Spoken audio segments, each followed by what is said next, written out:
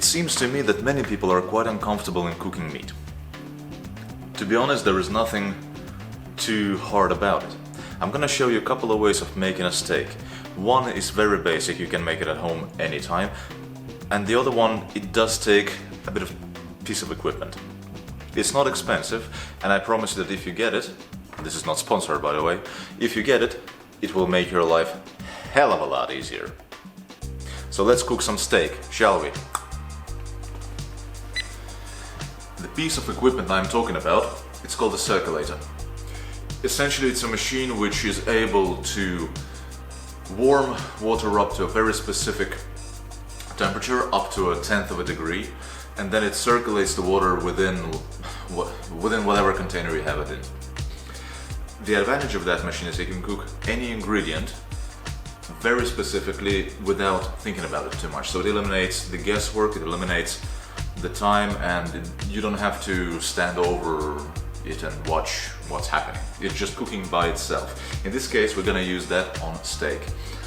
The only issue is, in order to use the circulator properly, you need a machine and a plastic bag so you can vacuum your protein or your fish, your whatever.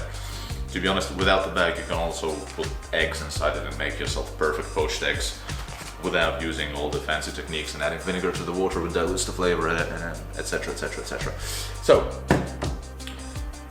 all you need to have is a machine for vacuuming. They cost about 50 euros around here, and a circulator, which aren't too expensive either. I mean, yeah, you have to maybe pay some amount of money, maybe like 100, 200 euros, 250 for a basic version.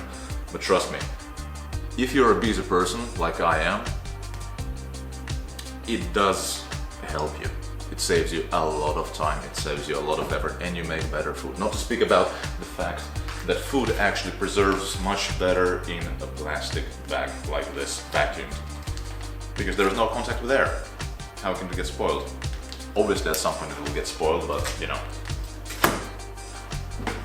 The first thing that we need to do is we need to put the circulator on. I'm gonna set it up to 53 degrees Celsius because I want a nice medium steak, maybe medium rare. For medium rare I would set it up to about 50, 52, and I'm gonna let it cook for a couple of hours in the bag. Normally the temperature for a medium steak is 56 degrees Celsius inside, and why I set up my circulator to be a few degrees lower is because after it comes out we're gonna sear it and then it's gonna be done. The other steak we're gonna make in a very traditional way, just pan fry it, have it medium there, but that already takes some skill and knowledge of the protein. You have to feel when it's the proper temperature. When we get that done, we're gonna make a little small condiment with it out of these things right here. Kinda like a chimichurri, kinda like not. It's gonna be fresh, acidic, nice and tasty. You're gonna love it. You're gonna try it, and you can go wild with it. You can add whatever you want to it. Same technique, it just works. So let's get cooking. Okay, so now my steak is cooking in the circulator. The correct term for this technique is called sous vide, so under vacuum in French. Before I start doing anything else, I have my oven being heated up to roughly 190 degrees Celsius, something like that. It's not that precise really because it's gonna be a quick thing.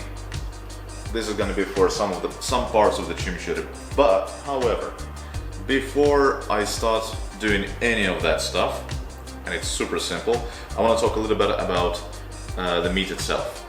The cut that I'm using, it's called New York strip steak. It's an American cut, as you can probably guess from the name. It comes from the short loin of the cow. Personally, I think it's one of the better steak cuts you can find.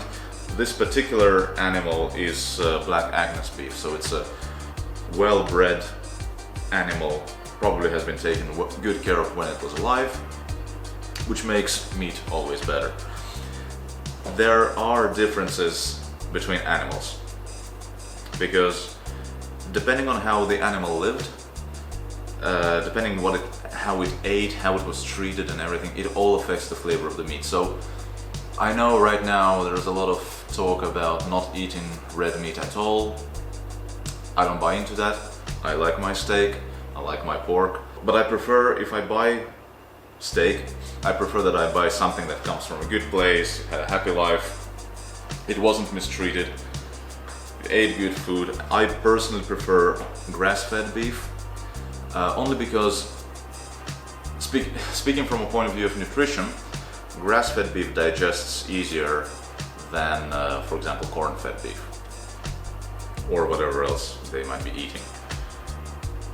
Some chefs say that grass-fed beef tastes more bland, but to be honest, I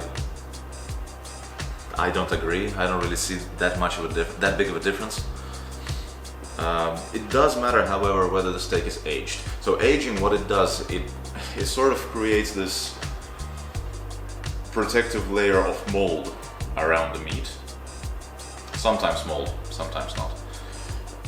It dries from the outside, it creates this sort of crust, but inside it still keeps, well, fresh is the wrong word, but it's like not spoiled in any way. So the outer crust, the dry part, it creates this protective layer which makes the beef inside taste absolutely delicious. It gets this rich, nutty flavor, which is quite desirable, and which is why also aged beef is more expensive. It's a long process. It can take from 4 weeks to half a year even in some cases, but the results are quite delicious. So if you have a chance to taste a well dry aged piece of beef, I do recommend you spend an extra buck on that.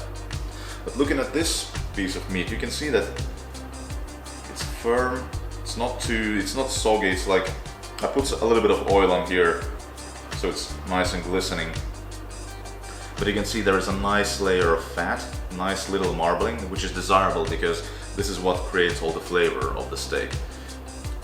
Nice firm fat. It smells fresh. It doesn't smell rancid in any way. I really believe it's going to be a beautiful steak. So before I start cooking it, I'm gonna just put a little bit of more olive oil on it.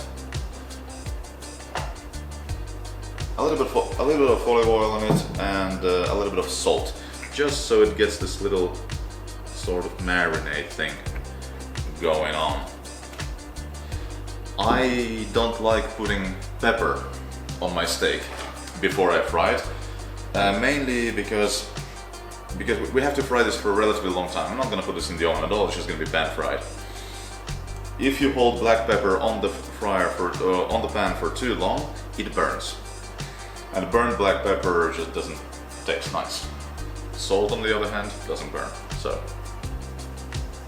and you have to be generous with salt, you know, just go all around. Don't be afraid of putting too much salt, because again, when we put it on the pan, a lot of it will be washed off with extra oil, with extra everything. So we just let it sit. What salt does is it draws out a little bit of moisture from the meat. This moisture has certain sugars, proteins that will caramelize beautifully when you put it on a pan, when you fry it properly. You will have this beautiful brown crust, and you will see it later on. It's gonna be absolutely marvelous. We're gonna baste a little bit in butter, but you're gonna see all that, so don't worry about it right now. Now for our condiment, my funky version of chimichurri. There are many ways, like basically chimichurri is uncooked sauce of just some oil, some vinegar, some parsley, garlic, lemon, and onion.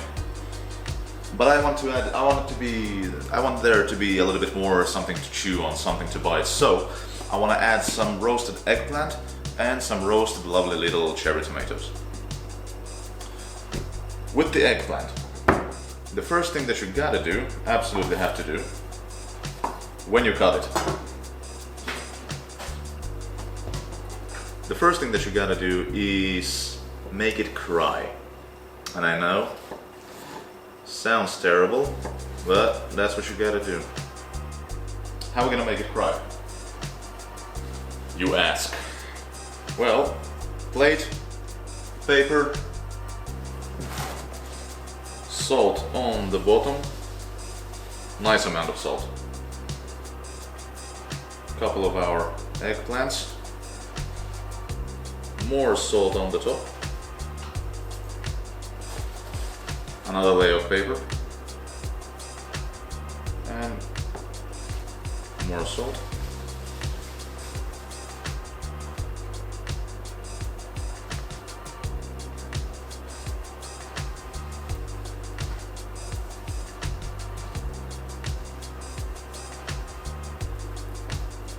And we just let it sit. Again, the salt draws out moisture. This is desirable. We want it to draw out moisture because in the eggplant there is a lot of bitterness. And I don't want any bitterness in my sauce. I don't want any bitterness like eggplant bitterness. I want more like the eggplant sweetness, I want the earthiness, I want the jazzy, funky, nice flavor of the eggplant. While waiting for them to cry, we're just going to cut some tomatoes in nice little quarters, like this. Yellow ones, red ones, yeah, nice little colors. This will do it.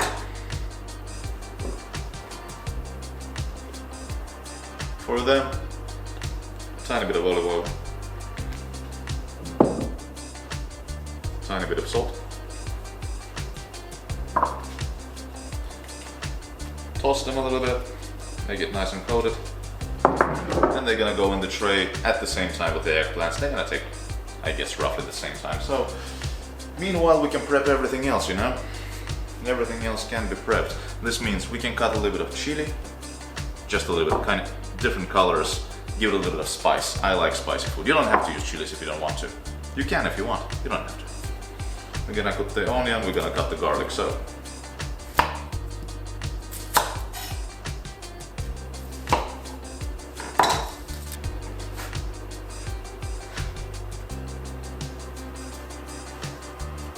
And you want to have quite small cubes. You want it really fine. You could, I saw some people using blender when doing that.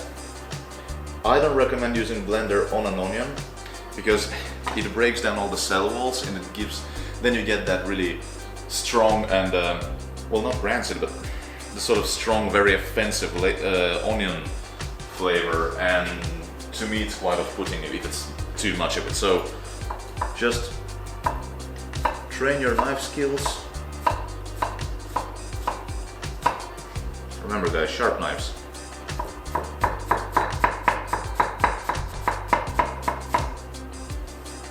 Do the same thing for the chilies. Nice and tiny small dice. I'm gonna make it nice and clean by cutting off all these white bits. I don't want them. Make sure that after doing this you really wash your hands, because otherwise it ain't gonna be fun for you later on. I made that mistake once. Cut some chilies and then touched my eyes. Woo! I tell you. Woo! That was so fun. I have never been pepper sprayed by the cops, but I imagine it was almost like that. I'm using relatively precise knife techniques here, guys. So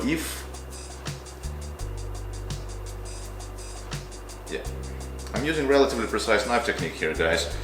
If you want me to make a video on knife techniques, please tell me in the comments. In fact, since I just only started doing this, if there is anything you want me to make a video on, leave it down in the comments and I'll see what I can do. I mean, if it's a good idea, then why not? Of course I will make it. I don't promise that I will take every idea, but also like and subscribe. Feels so weird saying that. especially since today I'm working alone. There is no one keeping me company. I'm just all by myself. Right, the chilies go also in a separate little bowl, waiting for their time. I'm not even sure that I'm going to use all of this. But I'm making sure that I have enough.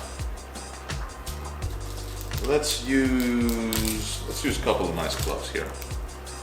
I don't think we need any more. You cut the butt off, so to speak. Give it a little pop, pop, and then it's actually quite easy to peel after that. Just a tiny little bump, a bonk, if you will. And then, you know, how to cut garlic nice and fine. I'm gonna show you a pro tip. Give it a nice crush, like this. Like this. Sea salt on top. And then just go to town.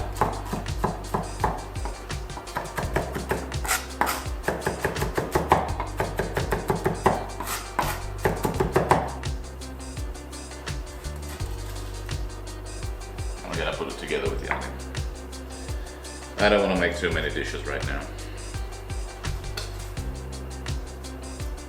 There we go. There we go. Let's make it nice and clean. Everything. Keep your kitchen clean, guys, and everything is much easier. Buy yourself some of these basic white, almost single-use cloths. Obviously, I recommend you use them more than once because, I mean, terrible waste otherwise. And now, the oven is hot. The oven is hot. The oven is hot. We can take our eggplants, and I will show you. Check this out. See all the liquid coming out of the eggplant? Yes. This is eggplants crying. That's them crying. So, yeah. We can actually put them into the tray. Wipe off that liquid.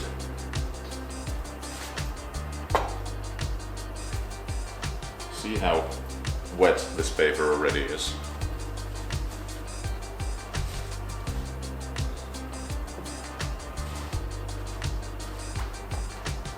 There we go. We put our tomatoes in here as well. A little bit of olive oil, and give them a little love, if you will. Use your hands, guys. Don't be afraid. You can always wash your hands. It doesn't matter. And into the oven they go. How long time do they need to spend in the oven? I don't know. Until they're nice and done. I will be looking at them. We'll be keeping an eye on them. So that's what you do. It's what I told you with the pasta video. I'm not going to give you any times here. Unless it's really crucial, like if at some point I start doing baking or something, then yeah, I will tell you times. But when it comes to these ingredients, you know, man, they're alive. So you have to look at them, you have to talk to them, you have to feel them, and they will tell you the truth. When they're done, they will let you know. But don't forget about them. Just don't forget about them, and everything will be fine.